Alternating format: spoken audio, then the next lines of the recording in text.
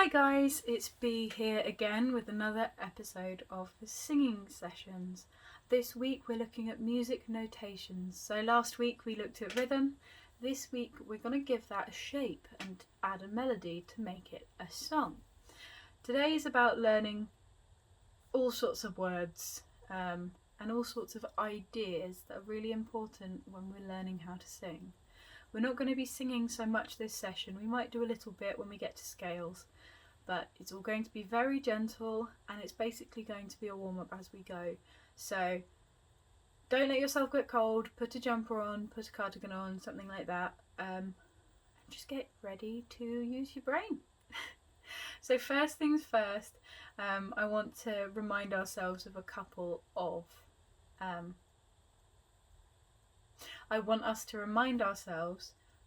of definitions. So I have some handy dandy note cards here. The first definition is pitch. So pitch is how high or low a note is. So you will have lots of different notes of different pitches in each song. So the pitch is how high or low a note is. The next is tempo. Tempo, the speed of music. And how do we measure that? As we discovered last week, it's beats per minute. And with me, I have my metronome. A metronome essentially gives us a steady beat so that we can recognise our tempo. So let's try 120. Now, if you watch the rhythm video, you will know that 120 is a very popular speed for most pop songs. 1, 2, 3, 4, 1, 2, 3, 4, 1, 2, 3, 4, 1, 2, 3, 4. So that's our tempo. We know that if there's 4 beats in the bar and we count 30 seconds, we can, or 15 seconds, or 10 seconds, depending on your preference, you can work out how many beats per minute there are, and that will tell you the tempo of the music. You also have some fun Italian words that you'll run into if you're doing choral work. Pronto, for example, which is very familiar, or moderato. So that's kind of, in fact, I'll show you moderato.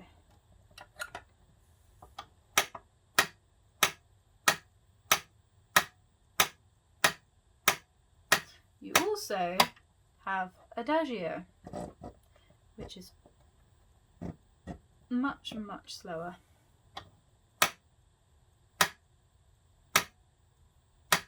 So all of those are examples of tempos.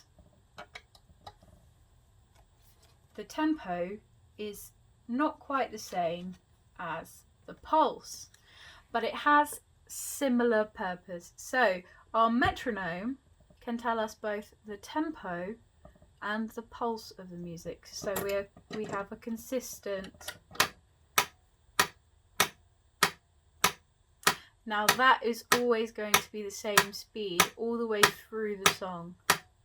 So the notes within that bar, for example a 4-beat bar, they could be half of a beat or less than half of a beat, and that would change the tempo of what you're doing, but the pulse stays the same. So the pulse, the underlying steady beat of music, this is what we may tap our feet or clap along to. The next one is texture. The layers of sound in a musical work and the relationship between them. So that might be the drums giving us the pulse, bass guitar giving us a different rhythm, a singer over the top. All of those different sounds work together to make texture. the melody. So we'll be talking about melodies a lot today. And a melody is a sequence of notes and rhythms. So, as I said, a beat might be 1, 2, 3, 4. But your note in the middle could be doing anything. We'll look more at that later. Dynamics. So dynamics are the variation in loudness between notes or phrases. The variation in loudness.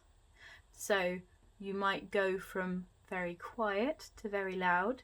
You might end your song in a very loud way, and that might be called a crescendo, although you don't have to have a crescendo at the end, it can be anywhere. But it's something coming to a very loud point. The beat. So we've mentioned the beat during our pulse and during our other section. The beat is the basic unit of time within the song. So if we have, go back to 120.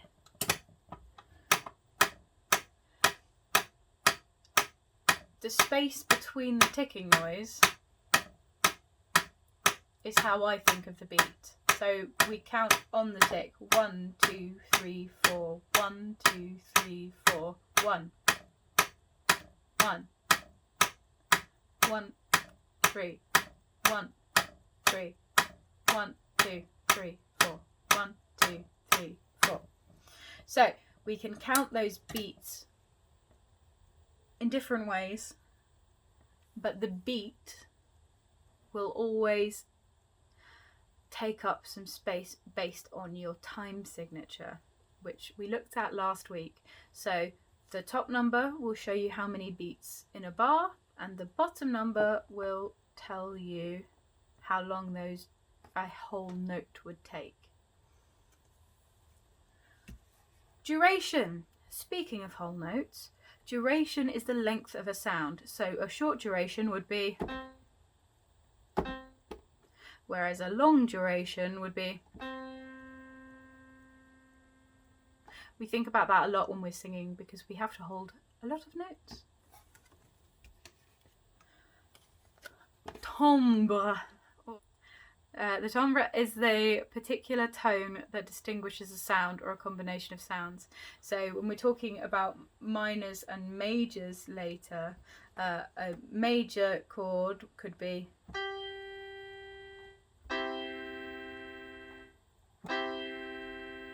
and then the minor version of that might be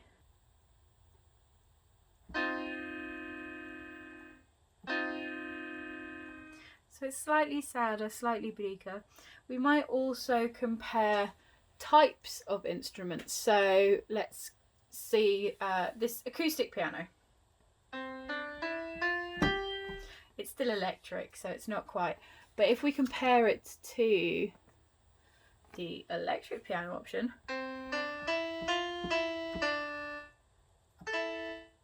so they've got slightly different sounds. You might compare a sharp sound or a harsh sound to a round sound, and that's something to consider when you're picking instruments or you're picking how to sing. Next, harmony. So we've got our C and it's a little bit lonely, so we add another note. Technically that's already a harmony. We add a third to make it a chord. So those are all harmonizing. You can even add the seventh. So a harmony is the sounding of 2 or more notes at a time, and you find that a lot in songs with either choral. You find it a lot in choral music, but you also find it in pop songs. If you have a listen to the backing singer on your favourite singer's music, you'll notice that they are singing harmonies. Rhythm. So we've got the beat, the pulse.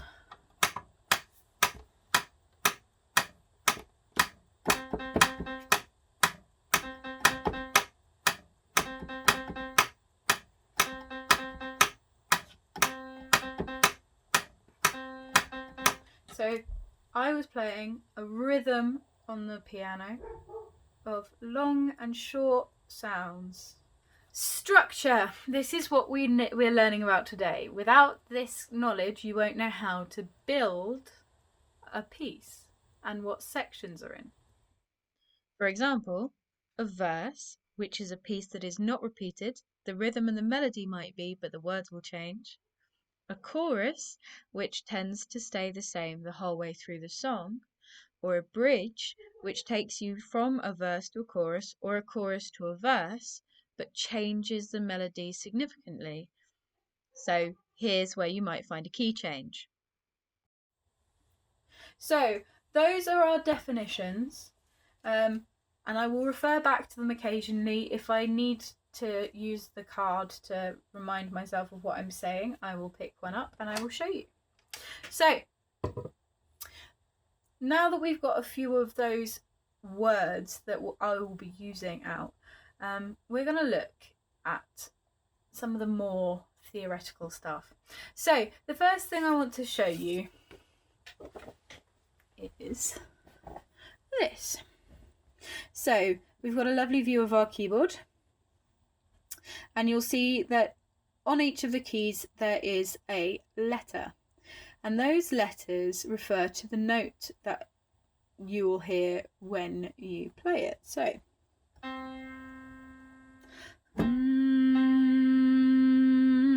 that's our middle C. Middle C, by the way, is called that because it's in the middle of an 88 key keyboard.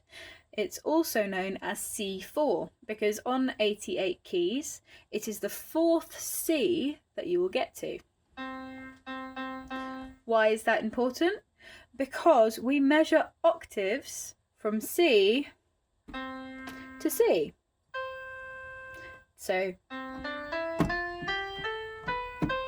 it's an octave with C4 at the beginning and C5 at the end. You'll notice that we don't go any further than G. So we will always go C, D, E, F, G, A, B, or A, B, C, D, E, F, G. But it might help to think of it from C to C because that's how a lot of people refer to music. Underneath, you can see a strange collection of lines. So this, when it's got some nice little squiggly lines next to it, would be called a grand stave. Now, stave sounds like a completely made up word, but I promise it's not. The stave is 5 lines that make up how we notate music. So here it's a grand stave because you've got our treble clef and our bass clef. So we'll have a look at these figures again later so that you know what they look like. But on its own, a clef is made up of 1 stave or 5 ledger lines. You might have notes outside the lines. For example, you can see here that our middle C is on a floating little ledger line here, and it's right between the bass clef and the treble clef. Nice and easy to remember. Today, because it's the one that most young people sing in, I'm going to talk to you more about the treble clef. Our bass clef, so we're looking at this section. We look at what's on the line and what's in the gap. So there's different ways to remember what's on our ledger lines. For our bass clef, looking at the lines and the gaps separately, if we look at the lines, we have G, B, D, F, A, or as they've put it, good burritos don't fall apart. It can be handy to have some of those sorts of phrases to remind you because it helps you read music. Because if you know what it should look like, you can kind of work out where you are. And in the gaps, we've got all cows eat grass. And they do. All cows eat grass. So that's our bass clef, and that's about as much as I'm going to look into your bass clef with you today. As I said, we're going to move on to our treble clef. So you'll note that the treble clef and the bass clef both start at the same time, but in this song, we don't enter the treble clef until halfway through. It's an interesting way to show it, but your treble clef and your bass clef, if they've been written at the beginning, these will always stay in those clefs. You can't bounce between them. So on our lines, we've got every green bus drives fast.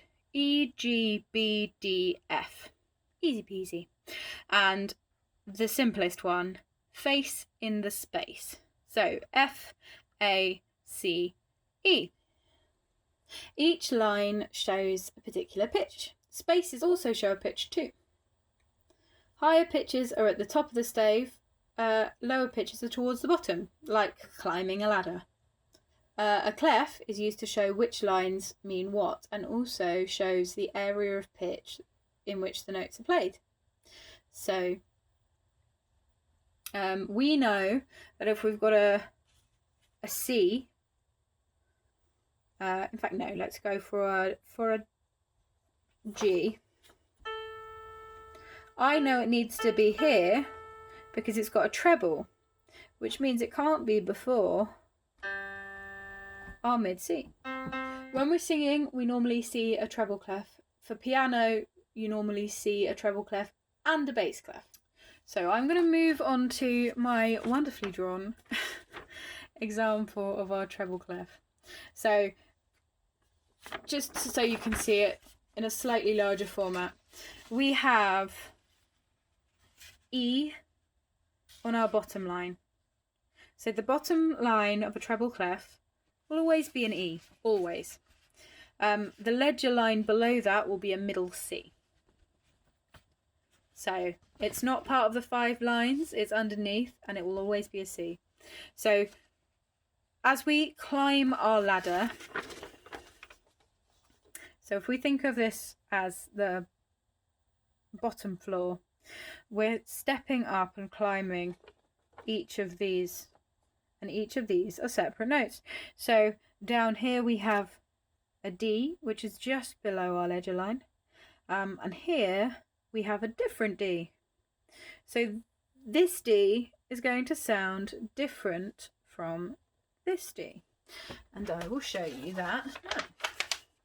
So we know our first D is above the middle C because we're on treble clef and our D is only just below the line. It's not below our lowest ledger line. It's still on the stave, so it's just below the stave. So I know that my middle C is here, which means that my D, which is the next note up, has to be here. This is called a whole step. So from here is a whole step. You might also hear it referred to as a tone. So is a tone. From here to here is a semitone or a half step. Anyway, we're going to get back to our ledger lines. So I found my bottom D. It's here because it's just above my middle C. And then to find my next D, which is on our ledger line over here, I follow it up. Is there a D between them? No, because it's on our ledger lines. So from D to D. Okay, and it's exactly the same. So our E, so this is the first line on our stave, and then we've got E up here, which is the last space on our ledger line. So that was E4, E5. Remember, we do that because we've stepped up an octave. We've stepped up a set away from that bottom note on that 88 key keyboard. This isn't the only way that we talk about music. Some people refer to things with hertz. So you will have a numerical value for the note you're playing. This is more useful if you're doing electrical sort of music. As a singer, you'll rarely come across that sort of thing. So instead of going C, E, F, G, A, C, D, E, F, G, A, B, C, C, D, E, F, G, A, B, C. So instead of doing that, you might be familiar with do, do, re, mi, fa, sol, la, ti, do. This is what we call the solfege system, and it comes with some hands, some hand shapes, I should say. So this is do. So you hold your hand as you would be looking at it. So do, re, mi, fa, sol, la, ti, do. Now when you're doing this looking at your hand, you bring your hand up, so our low do, do, do.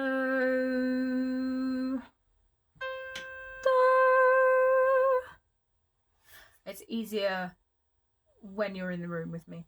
And we use these as a way of kind of learning the ropes a bit, because it's less complicated. You're working within one octave, and you know where you're going, and it's easy to break it up into an arpeggio, for example. Do, mi, sol, mi, do, re, fa, la, fa, re. So, what's an arpeggio? Some people refer to it as a broken chord. It's basically where it's the first, third, and fifth. So the one I did, that do, mi, so one, was the first, third, and fifth note of our C major scale. And when we're learning to sing, it's really, really useful to have those sort of associations with a note, because the more you hear a note, the easier it is for you to replicate that note. I have my two clefs, my treble clef and my bass clef, and we're just going to put them where they belong on the keyboard. So our treble clef lives up here above the middle C, and our bass clef lives below our middle C. And hopefully that makes that quite clear. We're going to take this bass clef away because we're done with that for today, and we're going to focus on our treble clef. So we're going to be working above the C.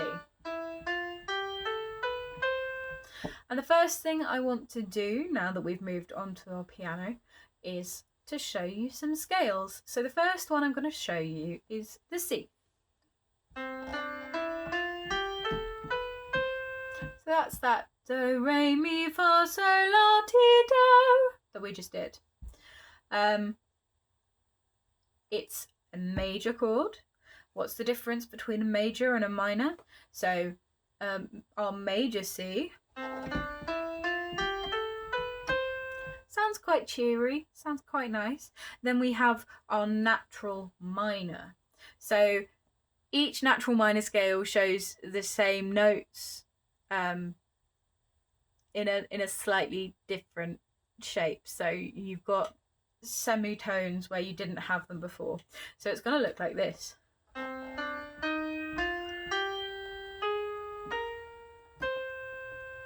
So we're still going from do to do, but we're travelling a different way.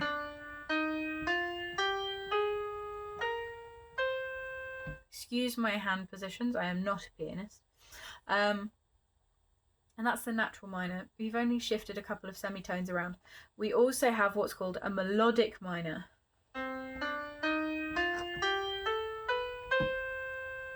So that one is almost exactly the same as the major. There's just one note that slips out and it completely changes how the mood feels. It changes the timbre of the music. So then we have a harmonic minor, and this one's my favourite one because it sounds like it's come out of a B movie.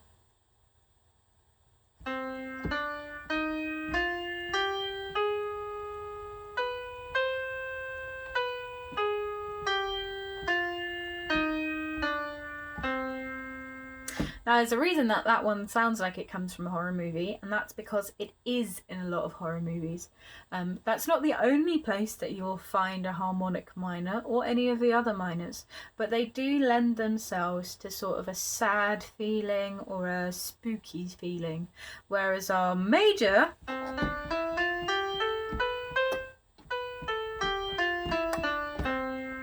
it's quite gentle, it's quite fun, and there's not really much to worry about.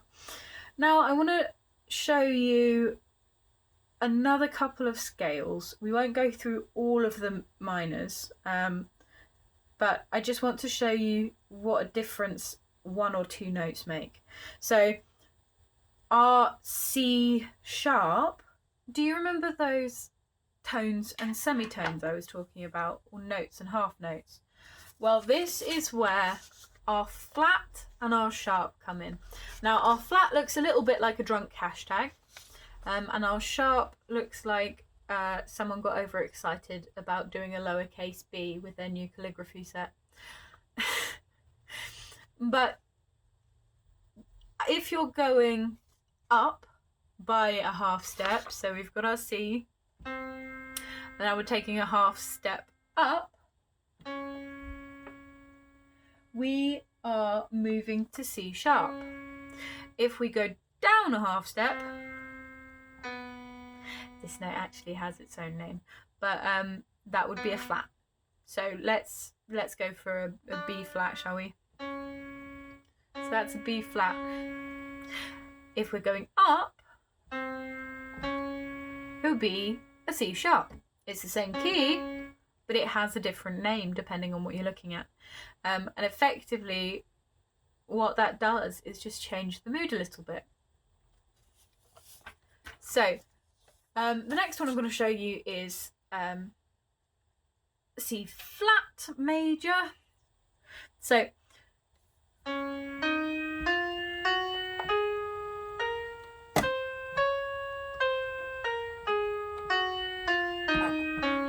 So, we've moved the C, we've changed its tone slightly, but it doesn't sound minor. It's still a major key.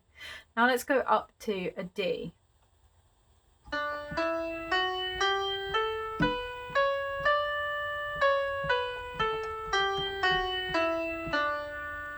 So I'll play you that C again.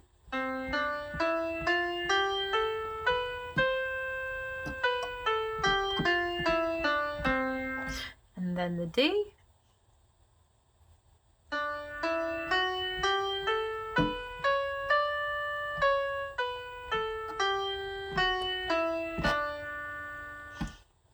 So completely different, but they're only one whole note apart.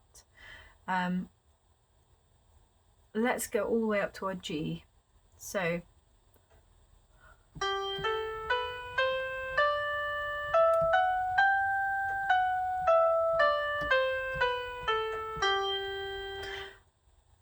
much higher, but still a major key.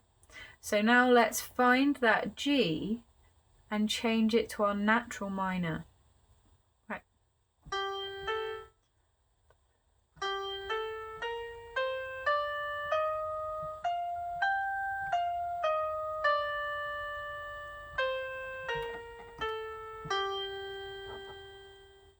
So it's very different from the G.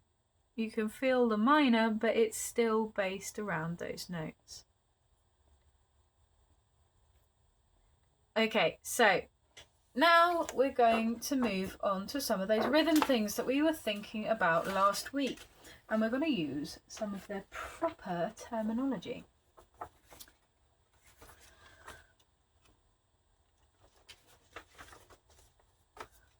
So, if we think about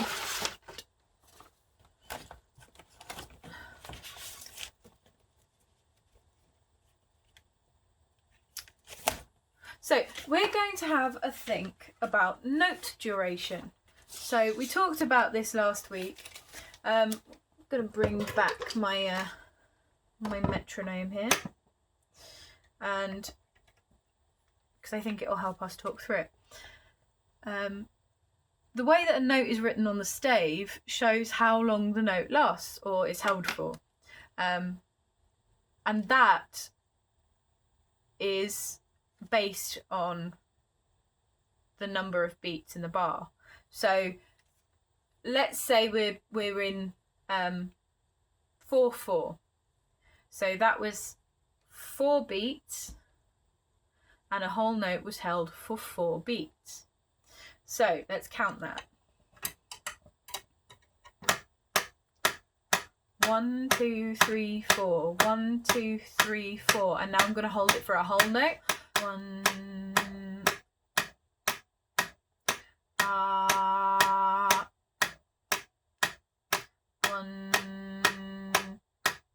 So our whole note lasted for as long as those 4 beats did. So I am going to show you a couple of symbols. I'm going to tell you what they mean, and then I'm going to play them. So our first symbol is our semibreve, and that's what we just did. That's our whole note. So in our bar, it's 4 beats.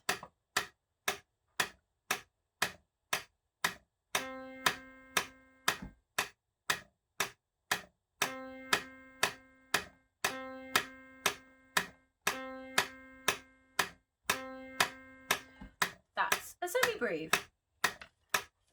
And underneath our semibreve, we have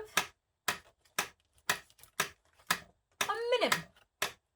So if a semibreve was a whole note and took up 2 beats, then a minim, which is a half note, takes 2 beats. So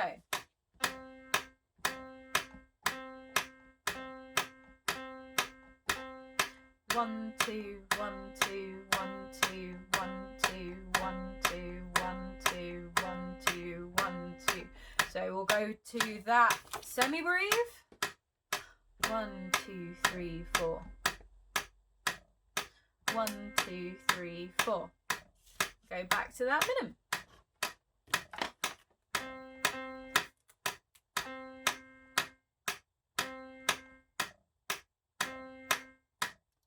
One, two, 1, 2, 1, 2. So from 4 beats to 2 beats. Now we're going to a quarter beat, and our quarter beat is called a crotchet, and this takes up 1 beat of our bar. So our semibreve was 3, 4, 2, 3, 4, and then our minim was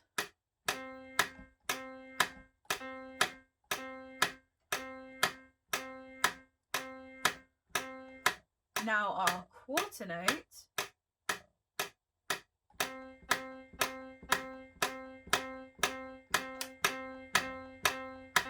one beat of our bar of 4.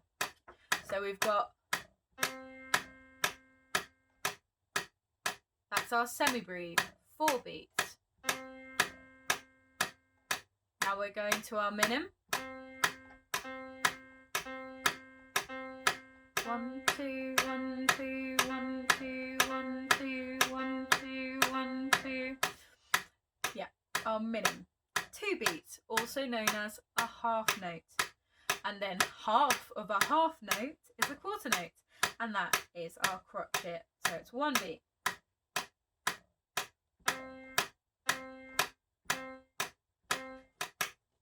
That actually gets split down even further into an 8th note, which we call quavers. this is what a quaver looks like when it's in a pair. But it also can be on its own, because remember, the rhythm can change no matter what the tempo is doing. So this is a quaver on its own. This is a set of quavers. So.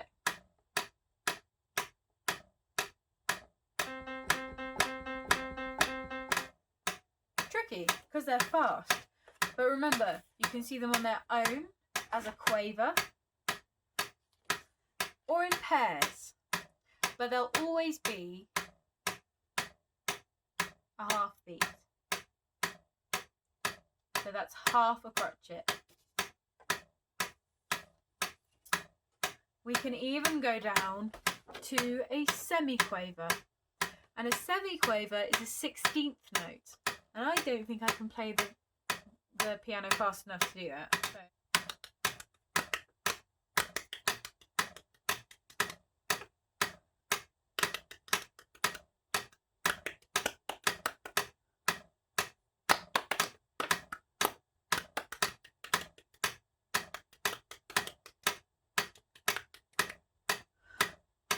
Nope, just too fast for me.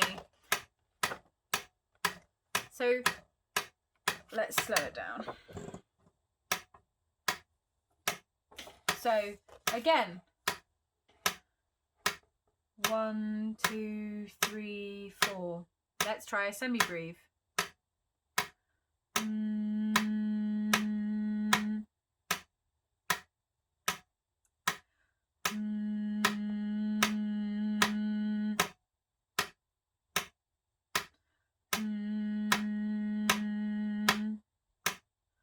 Now let's try that minim.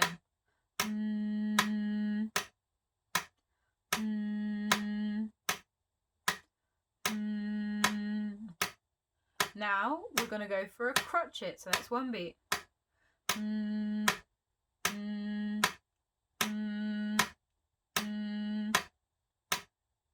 A quaver.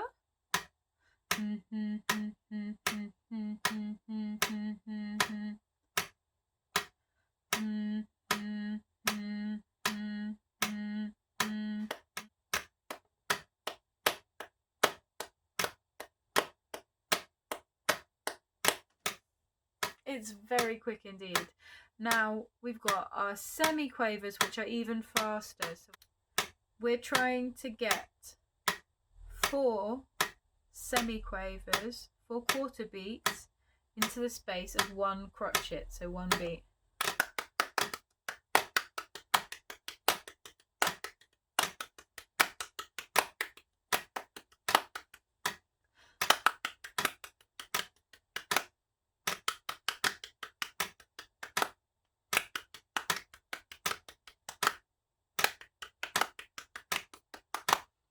So even when our pulse is slower, our semiquaver still feels very quick because it's only a quarter of the beat.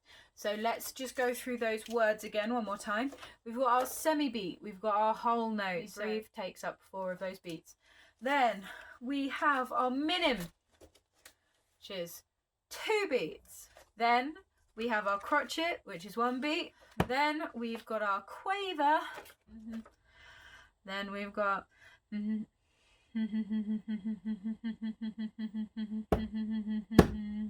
oh, it's very hard to do. That is our semiquaver, so the really quick one. Those are the notes that you're going to come across. This is what a semiquaver looks like when it's in a group.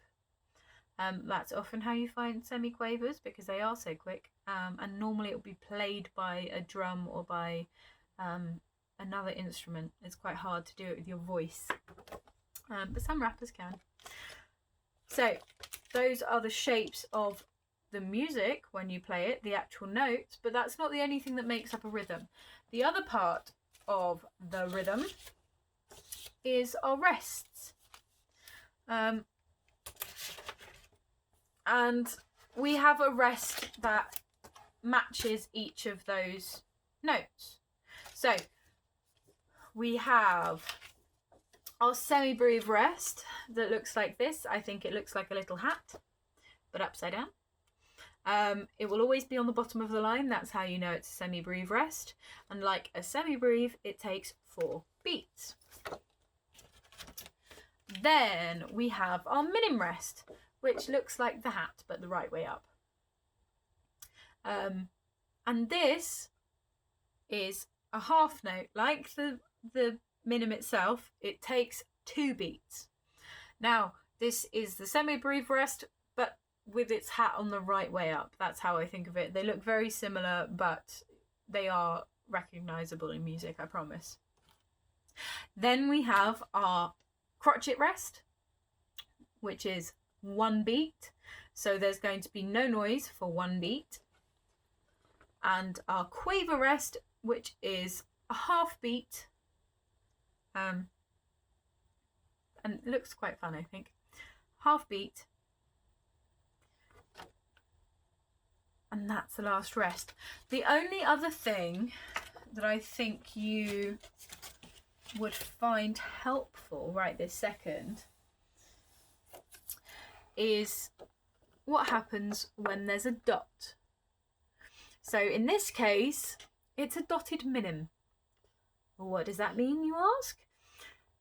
Our minim normally takes 2 beats, and our dotted minim takes 2 beats and then half again. So it takes 3 beats. If you have a Semibreve, so again, that looks like this, and you put a dot next to it, you get a dotted Semibreve.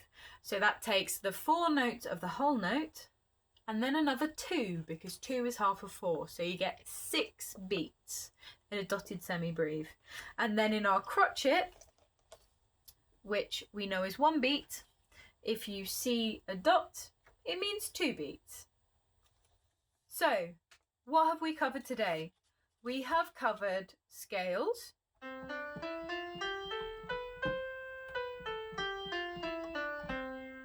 which we'll come back to a lot because it's a really great way to rehearse and a really good way to warm up.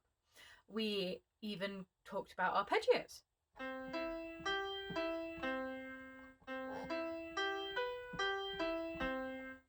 Okay, we talked about a harmony.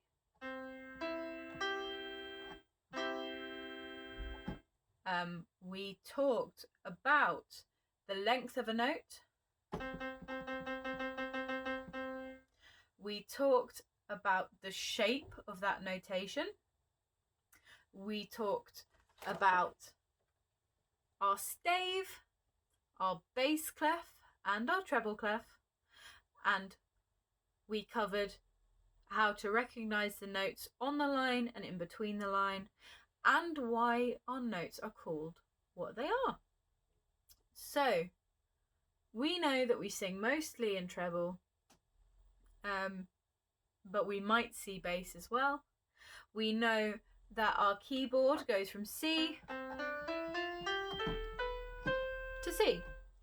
We also know that solfege, hand cymbals, do, re, mi, fa, sol, la, ti, do, are useful for helping us learn basic pitching and learning how melodies work and how to write a song. It's something that we're going to come back to a lot. So, do, do, re, mi, fa, sol, la, ti, do, ti, la, sol, fa, mi, re, do. So, that is my basic toolkit for music theory. There's a lot more to learn out there, but I am not the person to teach it to you. Go and explore and find what helps you understand music.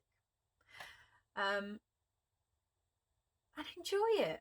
Let yourself have some fun. And to finish off, I just want to quickly go back over those definitions that we picked up at the beginning of the session.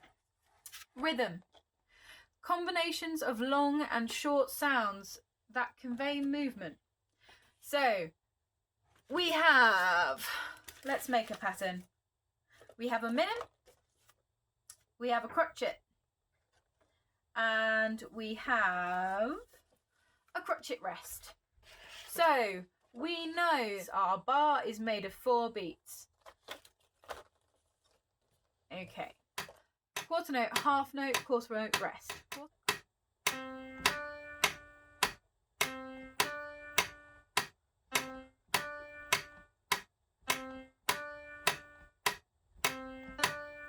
So that's a relatively simple rhythm. Our definition being a combination of long and short sounds. Harmony.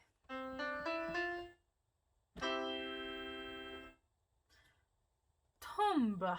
The particular tone or that distinguishes a sound. So as we were talking about earlier, we have our nice warm C scale.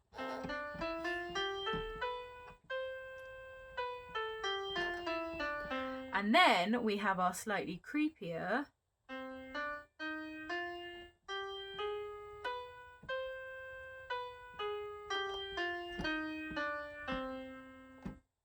Harmonic Minor, which is also a C.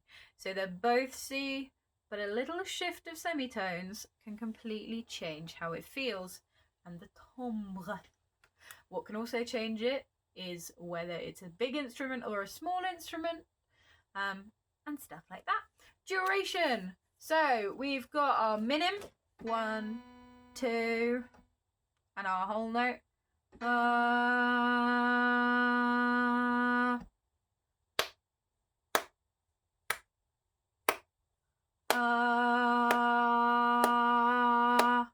That's a whole note.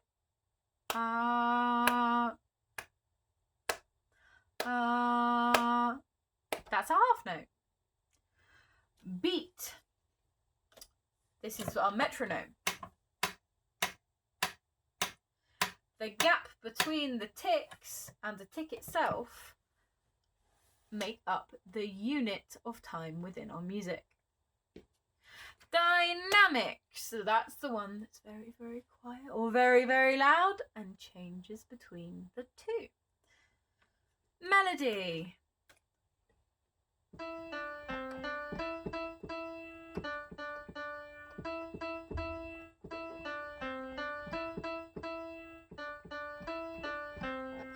Mary Had a Little Lamb. Simple melody, only 3 notes, but it's still a melody because it's a sequence of notes with sequence of rhythms.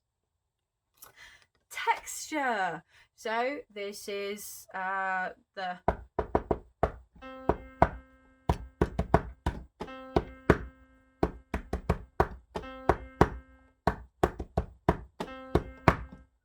so our piano sounds completely different to our bass pattern, our drum pattern, and that makes an interesting range of texture.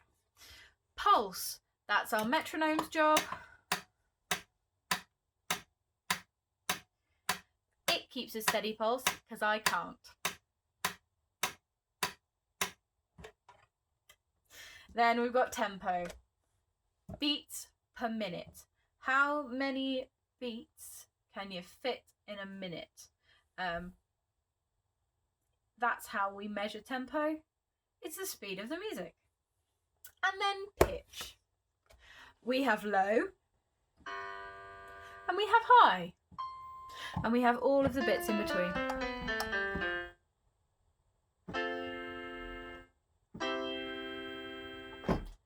And I think that's about it for today. I hope that made sense. I hope I didn't babble on too much. If you would like a copy of any of the things that I have used to help you today, feel free to get in contact with me, leave a message or a comment, and I will see what I can do. And thank you again for joining me, and have a lovely evening.